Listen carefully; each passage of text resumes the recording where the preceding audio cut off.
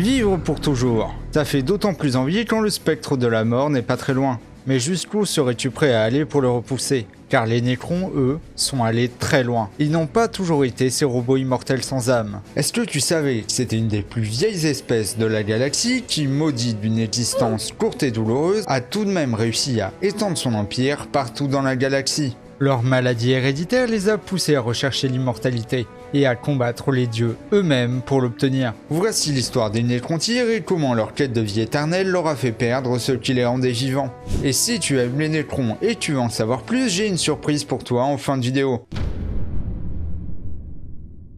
Le peuple des Nécrontyres naquit des millions d'années avant que l'humanité n'apparaisse sur la Terre, et ils n'ont pas eu de chance sur la loterie cosmique, car leur soleil à eux était bien moins tendre que le nôtre. Là où nous, un coup de soleil, c'est une nuisance, pour eux, c'est une condamnation à mort. Car à chaque instant pouvaient se dérouler des tempêtes solaires et des vagues de radiation, qui rendaient la vie des Nécrontyres douloureuse et brève. Et tu prends un cancer, tout le monde prend un cancer! Les tumeurs et métastases étaient légion parmi le peuple, et seuls les plus fortunés pouvaient s'offrir des soins qui leur offraient un peu plus de durée à la flamme de leur vie, avant d'être soufflés comme les autres par les conséquences des vents solaires. Bonjour! Accablés par les pertes constantes, la vie des Nécrontyres était morbide, et il ne faisait pas bon d'être SDF à l'époque. Car les rois de l'époque avaient décidé de sacrifier le bas peuple pour tenter d'apaiser le soleil meurtrier. Et ils envoyaient leurs soldats dans les rues pour ramasser les gueux et les envoyer dans les temples. La vie déjà courte du peuple Nécrontyre pouvait être sacrifiée n'importe quand au gré de la volonté de leur chef. Toi tu vis, toi tu crèves. Mais les cieux restèrent silencieux à leurs prières et sacrifices. M'en bats les couilles.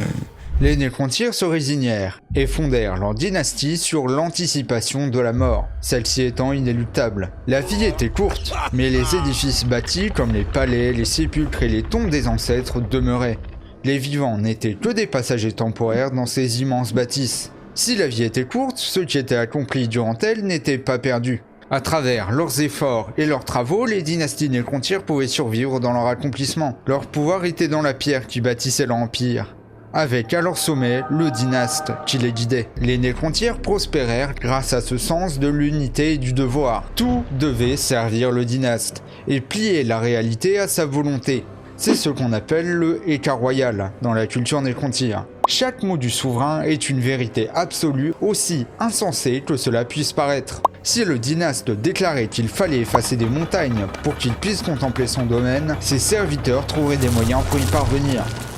Car les Nécrontyres étaient un peuple borné et obstiné. À la recherche de la fin de leur tourment, le peuple Nécrontyre se lança dans les étoiles à l'aveuglette. Utilisant des cryptes de stase et de lents navires, ils commencèrent à coloniser d'autres mondes. En bref, on se congèle et on va dans une direction en espérant trouver une nouvelle maison. Même éloignés de leur monde natal et de son soleil meurtrier, leur santé ne s'améliora pas. Le mal qui les rongeait semblait héréditaire, comme si l'existence même ne voulait pas les garder. Même à la veille de leur transformation Nécron, les nobles pouvaient se réveillés au matin de leur 18e année avec une tumeur à la gorge et des métastases. Mais les Nécrontyres survivaient, et ils avaient l'intention de faire que ça devienne le problème de tout le monde.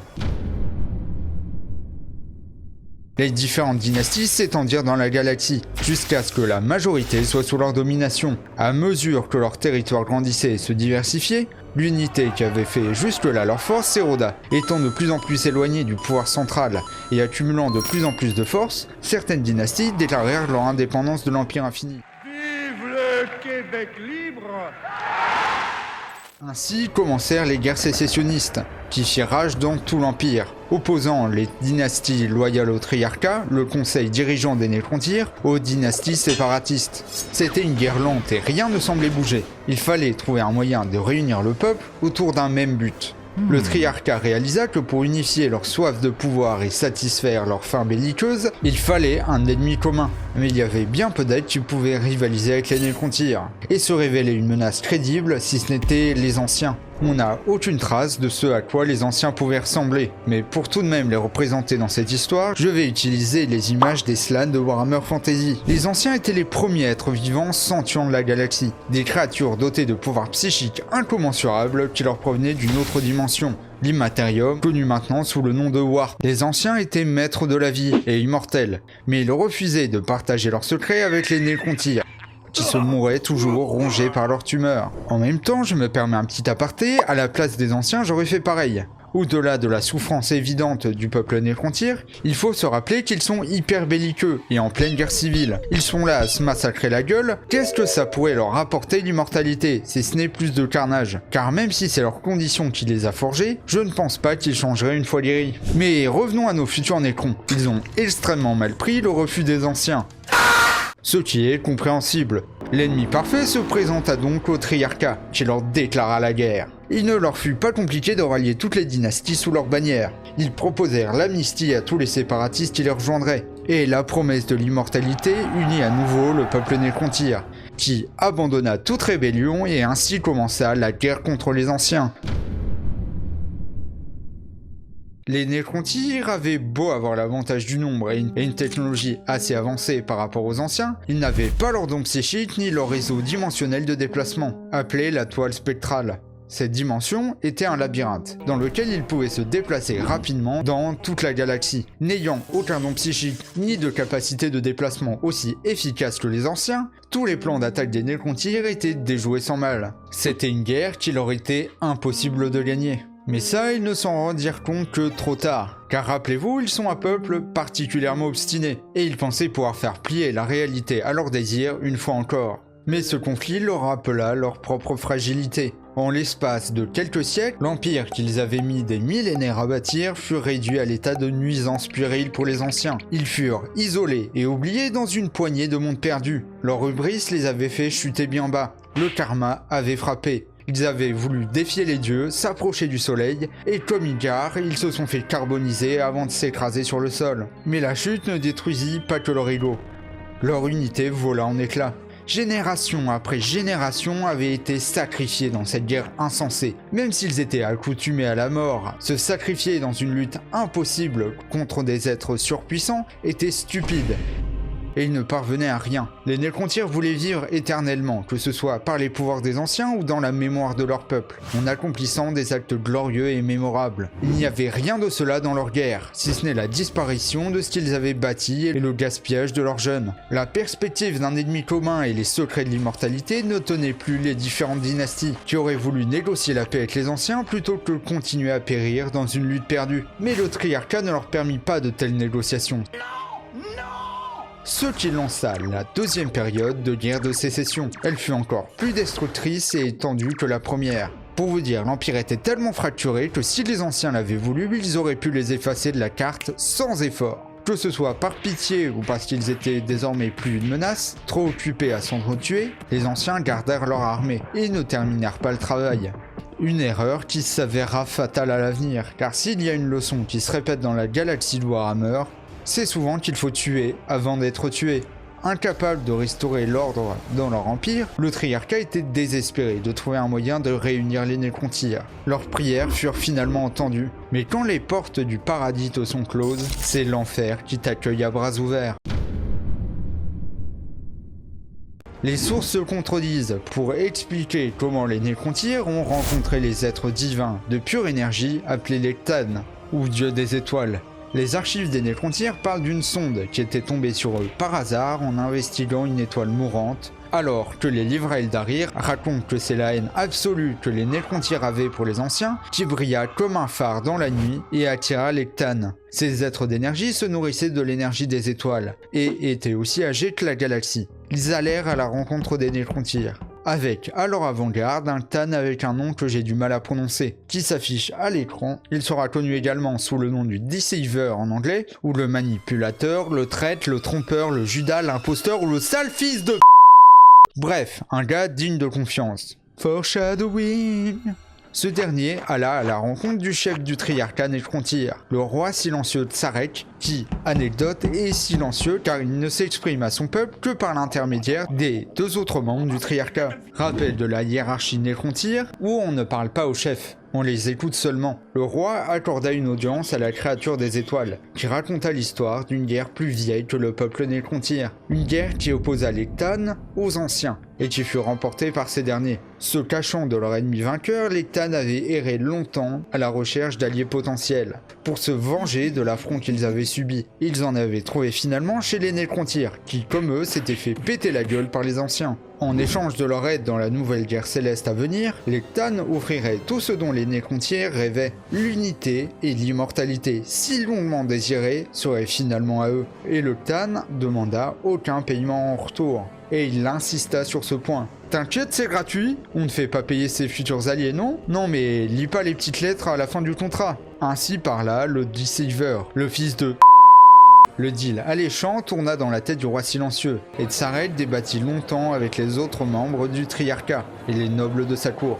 Seule une voix s'éleva contre l'alliance avec les Cthulhu. Ce fut l'oracle Orican qui prédit que accepter l'offre serait la fin des Nécrontyres. Mais tel Cassandre qui annonçait la chute de Troie, il fut ignoré. Car la promesse de pouvoir et le désir de vie éternelle étaient trop forts. L'année suivant l'arrivée des Cthulhu, le Triarcat accepta le marché, condamnant ainsi l'intégralité de leur espèce. Le pacte entre les Nécrontyres et les Cthulhu scellé, les dieux des étoiles eurent le droit à des corps en métal pour que leur énergie puisse prendre forme. Ils révélèrent que l'immortalité serait atteinte par la biotransférence. Avec leur aide, les Nécrontyres, avec comme architecte un certain illuminateur Xeras, créèrent de gigantesques biofourneaux. Le processus était simple. Un Nécrontyre entrait, son faible corps de chair était consumé par les flammes et un nouveau en métal vivant, le nécroderme, lui était construit. Les fours rugissaient jour et nuit, lâchant de gigantesques nuages de cendres. Au-dessus d'eux, les Cthulhu volaient, se nourrissant de l'énergie vitale rejetée des Nécrontyres. Ce torrent les faisait grandir de jour en jour. Malgré ce paysage peu rassurant, le peuple Nécrontyre se pressait devant ses brasiers, créant d'interminables files qui espéraient pouvoir échapper à leurs conditions. Les plébéiens transportaient dans des civières leurs blessés et malades, espérant que la file allait aller plus vite que la mort. Alors ? Bonjour à tous, chers plébéiens. Le temps d'attente pour les biofourneaux est estimé à 713 705 heures. Merci de mourir à l'extérieur du quai. C'est de la merde. Mais de part et d'autre des désespérés, les fosses étaient remplies de cadavres, de ceux qui avaient succombé pendant leur attente. Rappel de leur propre mortalité. Les nobles et les soldats passaient évidemment en premier. Pour s'assurer que tout le monde subisse la transformation, le roi silencieux ordonna qu'on arrête la production de toute nourriture. Avec leur nouveau corps, ce besoin, et beaucoup d'autres, seraient obsolètes. Même avec cela, certains étaient trop effrayés ou sages pour aller dans les biofourneaux. Mais les soldats, dans leur nouveau corps métallique, s'assurèrent que tout s'y passe. Votre attention, s'il vous plaît. Le petit Orican est attendu par le roi à l'entrée de la fournaise. Orican le divinateur fut traîné dans les fours, malgré ses cris et avertissements. Tous les Nécrontyres, sans exception, furent poussés dans la fournaise. Femmes comme hommes furent transformés dans ces mêmes carcasses métalliques. D'ailleurs, j'ai même une petite théorie. Est-ce que vous avez déjà vu des enfants Nécrons? Eh bien moi non plus. Pourtant, il devait bien y en avoir. Et je ne pense pas qu'ils aient été abandonnés. Les Cthulhu voulaient manger le maximum, et ils ne s'en seraient pas privés. Alors où sont-ils? Pour moi, les rangs des guerriers Nécrons, silencieux et à l'intellect limité, doivent rassembler les vestiges des jeunes Nécrontyres. Qu'est-ce que feraient les Cthulhu de millions de gosses, si ce n'est des marionnettes armées? Hésite pas à me donner ton avis dans les commentaires, moi je serais ravi d'en discuter. Revenons à nos Nécrons, et particulièrement au roi Tsarek, qui observa son peuple aller au charbon. Il se sentait infiniment mieux. Toutes les douleurs et besoins d'un corps organique étaient derrière lui. Son nouveau corps était bien plus puissant, ses pensées plus claires que jamais. Mais ces dernières se tournèrent vers son peuple quand il vit surtout que les Cthulhu étaient en train de se régaler de leur essence. Et il comprit son erreur. Et il y avait un vide dans son esprit, dans le vestige de son cœur. Il avait certes abandonné toutes les souffrances d'une vie organique, mais également toutes les joies. Rien que la sensation du vent sur sa peau lui manquait. Toute sensation à vrai dire. La terrible vérité le frappa soudain. Le prix de l'immortalité avait été leurs âmes. C'est avec tristesse que Tsarek se rendit compte que les Nécrontyres n'étaient plus qu'un souvenir. Ils étaient désormais plus que les Nécrons. Ceux qu'ils avaient été étaient partis en fumée, comme leur corps. Les cendres de leur art, de leur personnalité et de leur culture jongeaient maintenant chaque monde des Nécrontyres. La majorité du peuple avait même perdu la faculté de parler. Les guerriers qui composaient le gros des forces Nécrons n'étaient même pas dotés d'actuateurs vocaux. Ils n'avaient pour vocation que de suivre les ordres et rien d'autre. Tout ce qui ne servait pas au combat avait été effacé de leur esprit, ne laissant guère plus que des automates sans réelle autonomie. Tous les plébéiens transformés n'étaient pas des guerriers à la base. Certains étaient des artisans, des fermiers, mais tout cela fut oblitéré par les fourneaux. Même les guerriers de rang plus haut tels que les immortels et les factionnaires des gardes-liches avaient des capacités mentales limitées. même s'ils gardent une partie de ce qu'ils étaient autrefois. Ils sont capables de parole, mais dans le cadre limité de la bataille. Ils peuvent fournir rapport et analyse du champ de bataille, voire même donner des ordres simples aux guerriers. Seulement, s'ils sont confrontés par un concept ou une question en dehors de leurs paramètres de compréhension, ils vont juste ne pas répondre, et fixer leur interlocuteur en silence. Ce qui peut encourager les nobles arrogants à parler des heures, cherchant la lueur d'attention dans le regard des troupes comme les immortels qui patientent sans rien capter. Seuls les nobles et les personnes de valeur comme les scientifiques gardèrent leur personnalité, car il fallait bien des gens pour armer et commander ces légions de droïdes de combat. Le positif, malgré ce lourd prix à payer, était que les promesses des Ktan avaient été tenues. Un marché était un marché, même avec le diable. Il voulait l'immortalité, il l'avait. Même le plus pauvre des Nécrontyres avait reçu un corps que l'âge et les radiations ne pouvaient abîmer, et seuls des dégâts colossaux pouvaient réellement les détruire. Et en second, il voulait l'unité, elle était là, sous les formes de protocoles de commande implantés dans l'esprit de chaque être passé par les biofourneaux. Ces protocoles forçaient l'obéissance de tous les sujets de l'Empire infini à Tsarek, le roi silencieux. La loyauté n'était plus à douter, car elle ne pouvait jamais être remise en question. Cela a changé peut-être du chaos des guerres sécessionnistes, mais cela faisait que tout reposait sur le suzerain. Une charge lourde qui devint fatigante avec le temps. Mais le roi n'osa rompre les protocoles, de peur que ses sujets ne se retournent contre lui, pour venger la terrible condition qu'il leur avait tous imposée. Désormais, à nouveau unis mais esclaves des Ktan, les Nécrons tournèrent leur rage et leur haine vers leurs anciens ennemis. Les dieux allaient s'affronter dans une guerre si sanglante et destructrice que la galaxie en serait à jamais changée. La guerre céleste venait de débuter, mais cela est une autre histoire. Merci à tous pour votre écoute, j'espère que la vidéo vous a plu. Si vous aimez les Nécrontyres, je vous propose un petit concours pour gagner la réédition du livre Le Roi 2 fois mort de Nate Crowley, qui contient la duologie Ruine et Règne, qui explore la psychologie Nécron, leur passé et leur questionnement sur le futur. Mais le livre contient aussi 4 nouvelles. Pour participer au concours, il suffit de commenter le post Instagram en description et je contacterai le vainqueur par message privé. Pour la version papier, elle est en rupture chez Myobi Place, mais vous pouvez la trouver en librairie. J'ai trouvé le mien dans un espace culturel Leclerc. Et si vous voulez écouter gratuitement ce livre et soutenir la chaîne par la même occasion, il est disponible en audiobook en anglais sur Audible. Sur ce, que l'empereur vous protège, c'était Sanko, fin de transmission.